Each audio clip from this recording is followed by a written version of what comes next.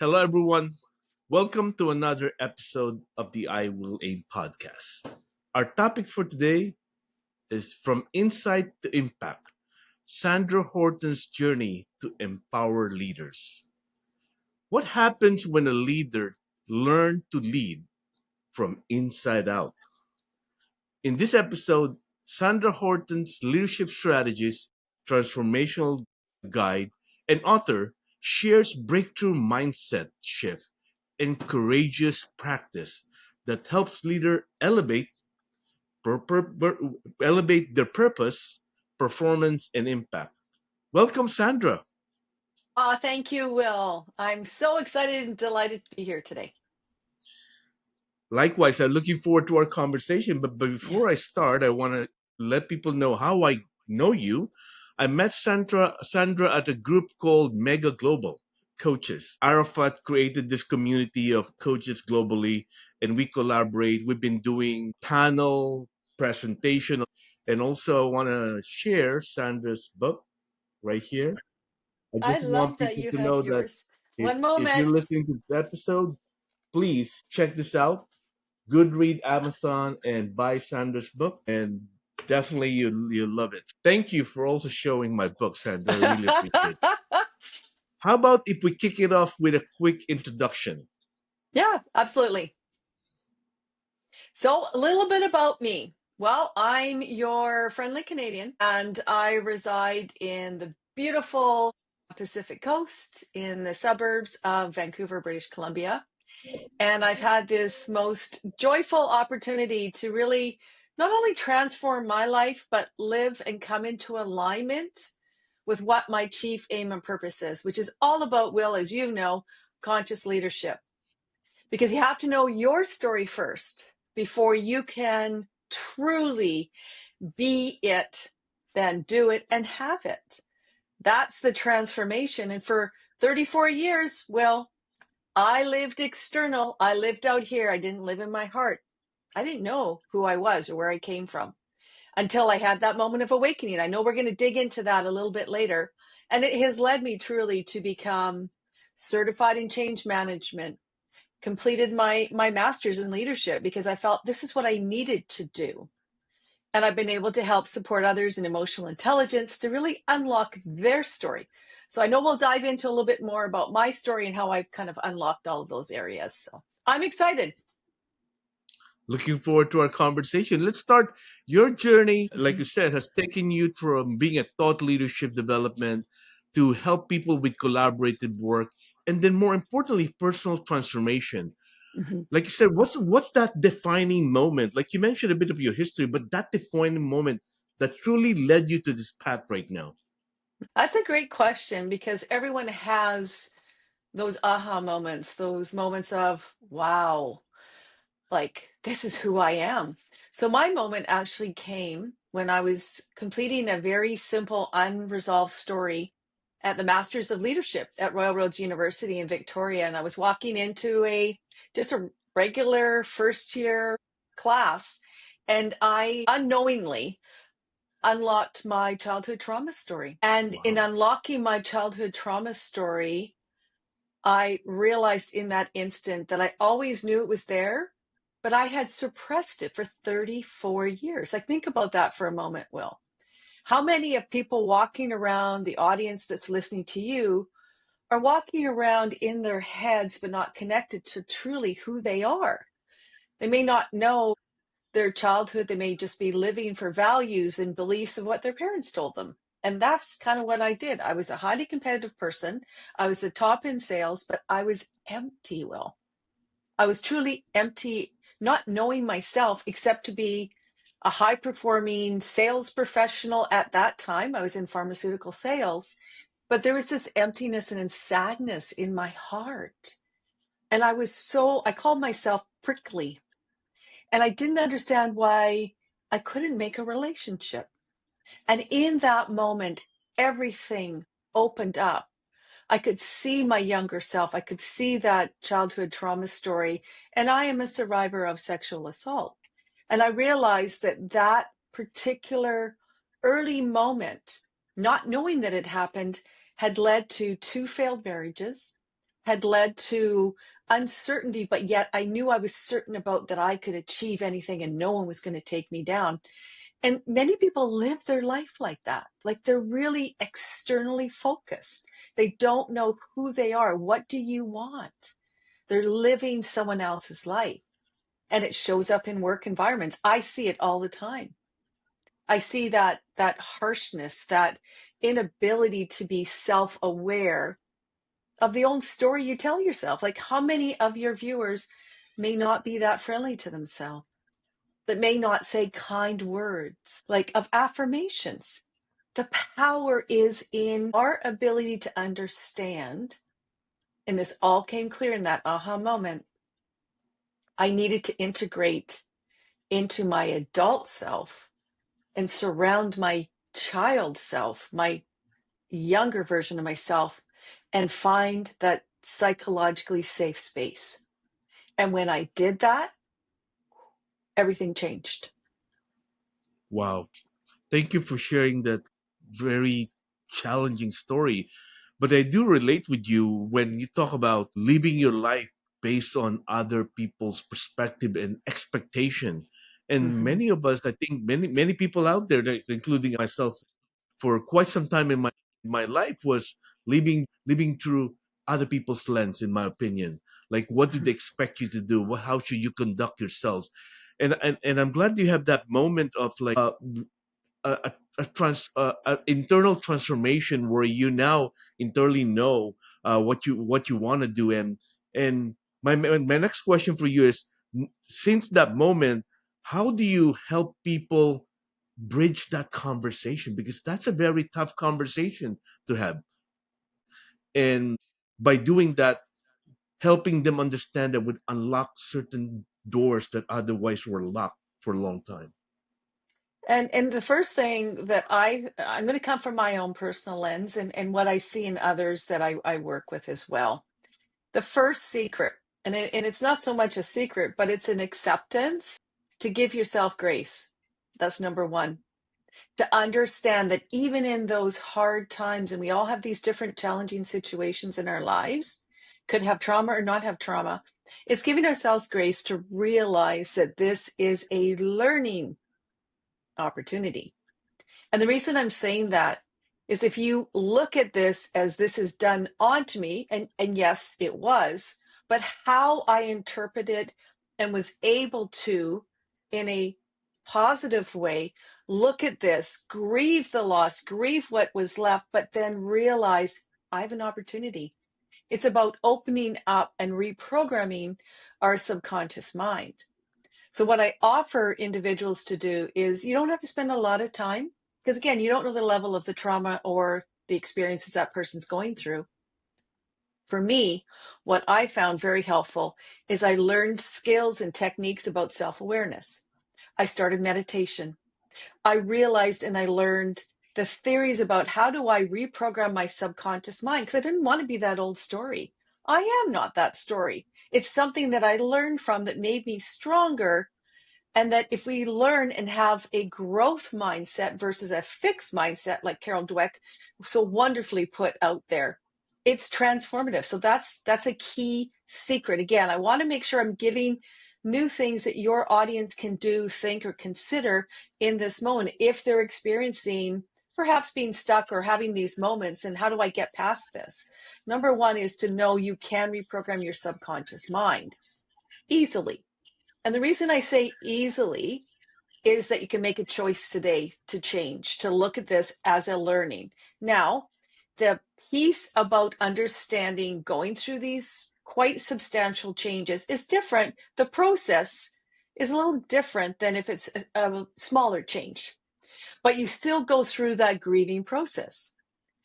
Elizabeth Kubler-Ross talks about the different stages of going through grief. It's understanding the denial and then the anger and the bargaining and some of the depression that kind of comes, and then you come back and you bargain and then you reaffirm, kind of reinvent yourself through this whole process. And in my own work, what I have found another key to success is learning how to observe yourself.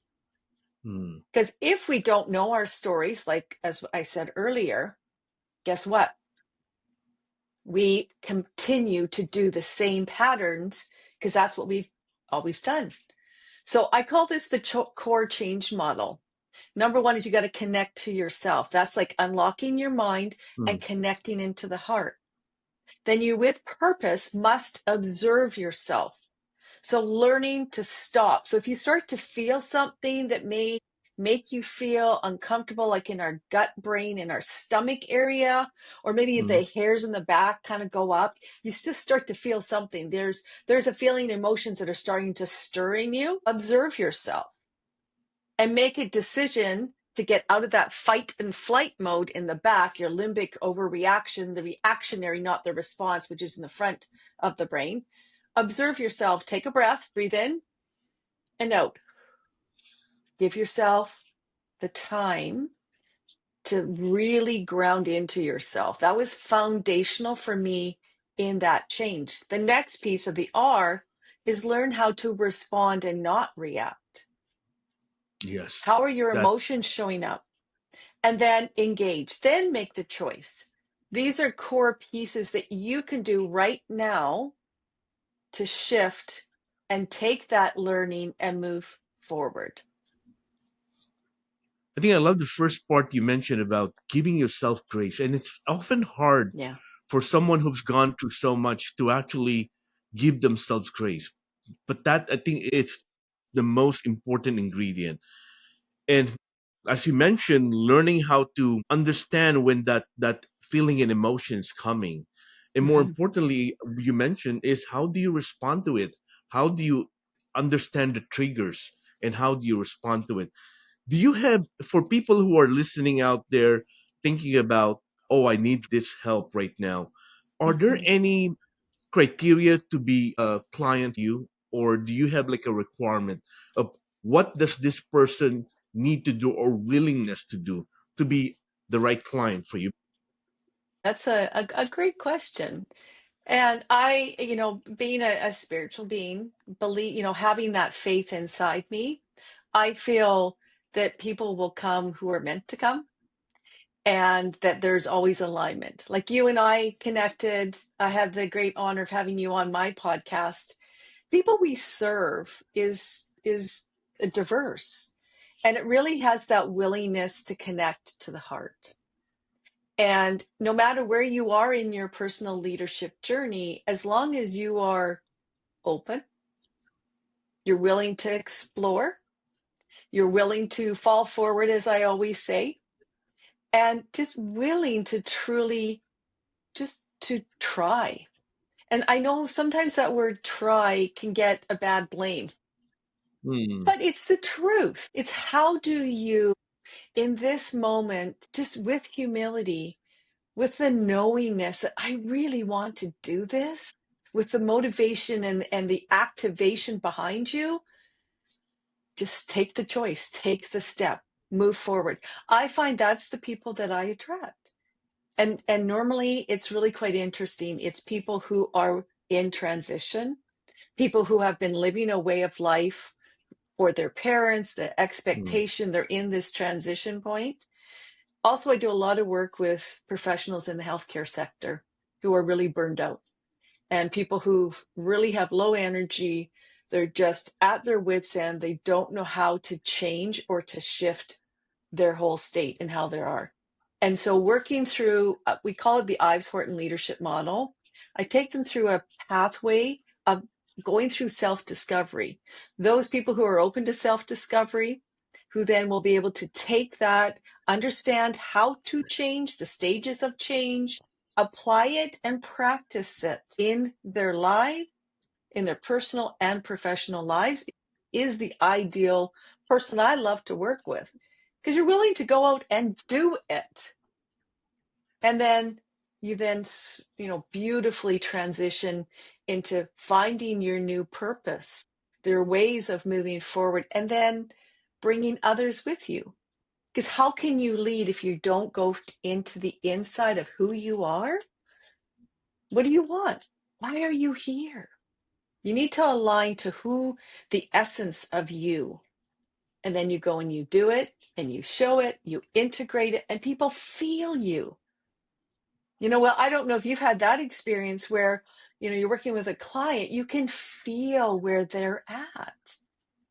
So the ideal client is willing to get sticky and Mickey, like right into the nuances of who they are and be open to transform through all the different stages of growth. So if you're listening out there and you feel like you're ready for a change, you're ready, in my opinion, to see the better version of yourself, Hmm. I'll be adding the link for you to reach out to Sandra and have a conversation. It's an opportunity for you to transform to someone that you truly should be and maximize your potential and have more joy in your life. And I think that's truly important. Well, Joy thank you, is so Sandra. important. I want to pivot a bit about the book. I want to talk about the book. I Yeah. think, and this is, I'd say, signed copy. I met Sandra, went to Vancouver. I met Sandra. So let's talk about a little bit about your book. In your Yeah. book, you talk about key principle that leader must embrace today. Which Yes. principle do you believe is the most urgent and most important or pressing that a leader must actually practice? We call it the empathy ethic. Empathy is the driver for success now and into the future. Because as an empathetic leader, you meet people where they're at, not your own expectations, but where they at. You build that beyond just compassion. And if we're working in relationships, Will, as we do with AI and new technology, we have to be the best version of ourselves in order to build the best, devices, the best AI agents, all that kind of stuff. We need the emotional intelligence, but it starts with empathy. That's I key. love I love that you said empathy, right? To me, it's like that's like the Yeah. superpower, the It is a superpower, superpower. and it's interesting because early in my career, even middle to my career, because I had 33 years in technology and Hmm. many of those years in financials. It's really interesting because when people talk about empathy, people think like, oh, that's a soft skill. We don't need that because we're Mm, in tech. But the reality is, as I realize and I start peeling the onion and researching and learning how to be an empathetic leader, it becomes like something of a um, a way to connect with people, right? it And it is. becomes something that's really important, and I embrace it as I navigate through my journey. And I love that you mentioned empathy. I think thank you for highlighting that. That's a one most important principle. Let's talk about leaders. Many Yes. leaders struggle with self-awareness and emotional resiliency. That's why they end up Yeah. burnout. What Yeah. practices do you teach leaders to help them strengthen their inner leadership? I love that. And I go back to what I said a little bit earlier too. The number one key thing is self-awareness, but how do you dig into Yeah. self-awareness? Number one is learning the practice of feeling what you need to feel. So Mm, there's some really important pieces around the feelings, values, stressors away. So in any situation, a leader has to have the capacity in any moment to stop and observe themselves. What am I feeling? Because when they run up against a value or don't have alignment with a value, let's say they're in a meeting. I've seen this so many times. When a leader's in a meeting and he's feeling, he values like openness, he values the shared kind of synergies with others, so that he's more of a equal partner in that conversation. He builds collaboration as an example. But what happens when you're in that meeting and that there's some crucial conversations coming, and he doesn't see the other person receiving what he's saying, that there's a conflict that comes in, that person's going to feel it in their body. And if you don't align to your core values and then you act out of it, not in congruence with that, you're yep. going to feel stress. And the Yep. whole values stressors formula is foundational to being able to truly stop and become more of a conscious leader. Because if you don't, then you're going to keep working too hard. You're going to be burning out. Let's say if you value balance, you value family, but yet you're always working, you're going to be incongruent with what your truly believing that you want in your life. And that's what builds to burnout. Or you don't set boundaries. This is another thing, especially right now. There's so much coming at the leaders that they're like constantly on. They've got decision fatigue. They're just like so on that if they Yep. value, like that, say, energy, they value being able to have time for themselves, like self care, but they don't do it, what happens? They feel that energetically, their energies drop down. And what happens? They go into that meeting and they're, I call it prickly. They're very aggressive.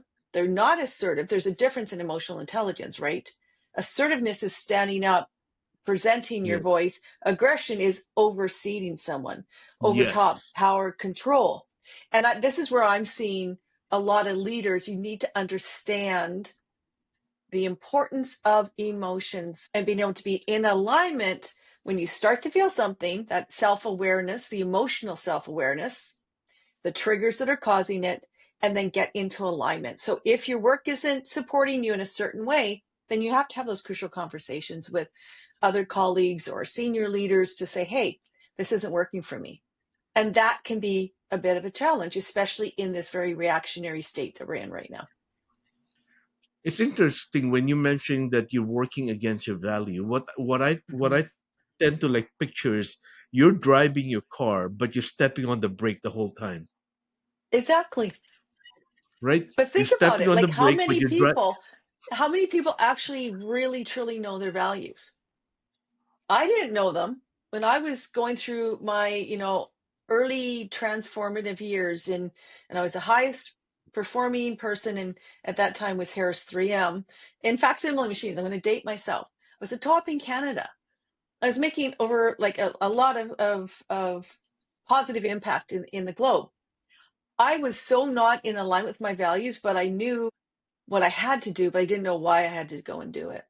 And so many people are living for other people's beliefs and reasons for doing what they're doing. Do you really know why you're here? Do you really know what your essential self is really gifted to do? Many people don't.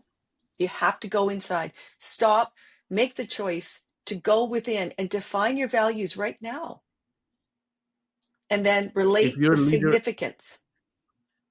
if you're a leader out there and you're listening to this episode and listen to what Sandra said, do you know your value? And if you don't, you need to put a brake on it. You need to put your brake on it, and you need to step back and understand what are your values. Mhm. Because if, like that's what Sandra said, if you're not working, you're working against your values, you're gonna be like tired, burnout, and that's not a good way to live your life. You're not gonna be like there for your family because you finish work exhausted, and all you want to do is Mhm. just lie down and go to sleep and start the day the same way. So if you're feeling that way, you should reach out to Sandra, have a conversation, because it would do you a lot of good to actually do that. And Will, I want to add to this point because this can be so representative of so many people out there right now. If you're constantly on the churn and you're always going, guess what happens to you? You take on more because you have Yep. maladaptive processes. You have maladaptive coping skills for how, because you don't know how to look within. So the Yep. core principle here is, if this is you and you happen to be a leader in your organization, but then you're also the head of your pack, perhaps you're a chair of a nonprofit, perhaps you're on another committee over here, you have 5 or 6 different things, you're multitasking all the time. And the reason I'm speaking fast is because that's what happens to people. That's what happens to leaders. We need to stop and take the time and address and know, what am I? Why am I here? What do I want? Where do I want to go? How do I know that I'm going to get there? And then how do I want to sustain whatever that change is? What is your gift that you are here to do? If I had known that earlier in my life, it would have profoundly changed the leader I was. Because you are relating to people. They feel you, they have the essence of you. So if you are not clear, with lacking clarity, multitasking, micromanaging, in reaction mode, and this is what I see day in and day out, we need to stop. We need to pattern interrupt that and just breathe, bring in meditation daily, bring in balance, and bring in the ability to be present with ourselves and with others. That will transform all of our leadership engagements because you're interrupting what you've always been doing and getting the same results. It's like spinning your wheel and You're, expecting that you'll make a different progress. Well, yeah, thank you for highlighting that. When we look ahead, what do you believe is the next generation of conscious and aligned leader, and what must they master in order to be impactful in the future? I love this question, and it's there's a couple different answers that I'd like to bring to this. Number one, the key thing I go back is emotional intelligence. Understand what is emotional intelligence. We hear about this word all the time. What a leader needs in now and into the future is their ability to understand how the emotions are showing up in our lives. The ability to be able to then take those emotions and use them for purpose, Hmm. to be able to balance and set boundaries that are going to be understood by everyone. And it's really fascinating for me. The ability of managing time and resources is always at the crux of everything, isn't it? It's Yeah. like I have X amount of time as this leader. I need to go and develop these processes. I need to go and deliver on things. It's that nuanced balance of how do I manage the pressure and the stress, the give and the take, and then you add on the new AI agents, you add on all the new technology. Where do I want to put those resources? It always comes down to connection. That is the next level of leadership. It's how do you build the connection? So you have to be connected to yourself first. Then you build a relationship, a connection with our new technology, because it is going to be a new form of an employee. So how do you want to define that relationship? Just like you're defining the relationship with yourself. What's important to me? What are my values? How do I want to show up? How do I want to build trust? What am I willing to share or not share? What are my hidden areas that are blocking me? The beliefs, the ways of being that maybe are holding me back from really building that trust and that connection. Because ultimately, the culture that we're going to create, the new normal phenomenon, post COVID, post this, amazing, explorated, expansive AI agents, it's all about connection. It's all about delegation, and it's about trusting so that you can be open to different perspectives. We call it co-elevation or co-creation with others, and just surrounding yourself with the best team possible. And I think many leaders, if they come from a different leadership style or way of being, can say, well, I need to control everything. No, in this new world, you must be able to understand yourself and build the strategic alliances, the synergies, the connection, and trust, and have critical thinking. Because with the deep fakes and all that stuff that's out there right now, critical thinking, being able to stop and really assess, evaluate, measure, respond, be adaptable, have that critical flexibility within your thinking, that all comes from being what? Present. Present with yourself, so you get out of your back brain into your front brain, you feel with your heart, you connect to your mind, to that higher source, that higher call. Here you go. You heard it from Sandra. You need to connect with yourself. You need to learn how to trust. You need to loosen your control and not focus on control. But more importantly, you need to connect with others. Yeah. Sandra, if anyone wants to reach out to you, what's the best way to reach out to you? Oh, thank you. You can get me on LinkedIn under Sandra J. Horton. There's a period after the J. You can get me at activatesuccessedge.com on my website. You can get me on Facebook. I mean, I'm basically all over social media. But yeah, I would love to connect with you, because today is the day to make some change. And I am that change agent that will help give you a little motivation, support you as you move forward. That's the key.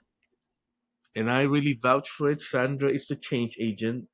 Buy this book, buy this book, and engage Sandra in a conversation and see how she could actually help you unlock your full potential.